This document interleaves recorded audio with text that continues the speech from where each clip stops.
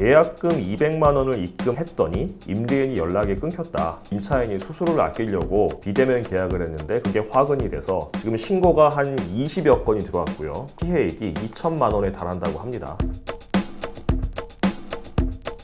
내용 자체는 그렇게 복잡하지 않습니다. 간단합니다. 월세집을 급하게 구하려고 했는데 부동산 카페에 보니까 내가 원하는 적정한 이제 월세 가격에 반려견까지 키울 수 있다고 이제 나와 있어서 이거 다른 데 집 나가기 전에 서둘러서 계약을 체결했는데 계약금 200만 원을 입금한 다음 날 임대인이 연락이 끊겼다고 합니다.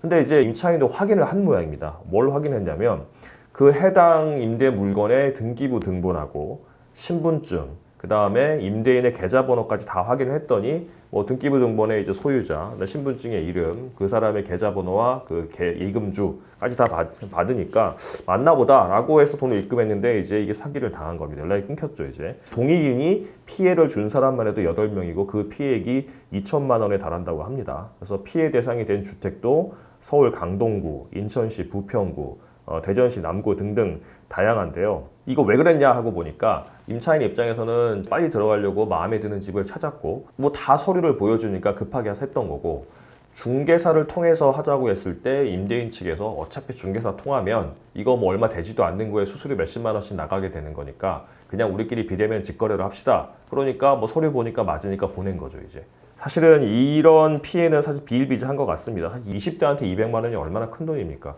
그리고 한 명한테 200만 원인데 여러 명이 있으니까 수천만 원까지 되는 거고, 뉴스에 나온 전세왕, 빌라왕처럼 이렇게 수백 명 이렇게 한다 그러면은 이게 금액도 이제 수십억, 수백억까지 피해가 커질 수도 있겠죠. 이런 걸 어떻게 피해를 줄일 수 있냐? 사실은 중개사 통해서 하게 되면 피해가 없을 가능성이 높기는 합니다. 그나마 중개사는 제3자이기 때문에 그래도 이 임대인이 정상적인 임대인인지 최소한의 확인을 해주거든요. 그런데 공인중개사를 통화한다고 반드시 맞냐? 그렇지는 않습니다. 그리고 또 수수료도 나가잖아요. 더군다나 이번에 사회 문제가 된 전세 사기 같은 경우는요, 공인중개사가 껴있는 경우가 아주 많았습니다. 공인중개사가 사기범 일당들과 공모를 하거나 아니면 알 수 있었음에도 불구하고 이제 방조를 하거나 이런 경우가 아주 많았거든요. 그래서 비대면 계약을 많이 하려고 하죠. 더군다나 코로나 시대를 거치면서 그냥 이제 그 인터넷이라든가 SNS라든가 메일을 통해서 서류를 보내고 확인받고 하는 게 익숙해져 가지고 그 전만큼 직거래에 대한 이제 거부감이 많지는 않습니다. 그래서 이런 사기꾼들이 여기서 이제 자기들이 끼어들어가지고 이제 거래를 이제 불을 흐리고 있는데요. 굳이 직거래를 하시겠다고 한다면, 그리고 비대면 거래를 하시겠다고 한다면 전문가에게 검토를 받으셔야 됩니다. 이제 예를 들어서 법무법인 같은데 부동산을 전문으로 하는 변호사의 검토를 받으시게 되면 최소한 그 변호사가 등기부 등본이 맞는지, 그리고 그 등기부 등본을 제3자가 다시 한번 뽑아보고 볼 수 있거든요. 뽑아봐서 그 계약하라는 그 시점에 이 등기부 등본에 제한 물건이 없는지, 그리고 압류나 가압류 같은 가처분 같은 이제 이런 보존 처분이 없는지를 확인할 수가 있게 되는 겁니다.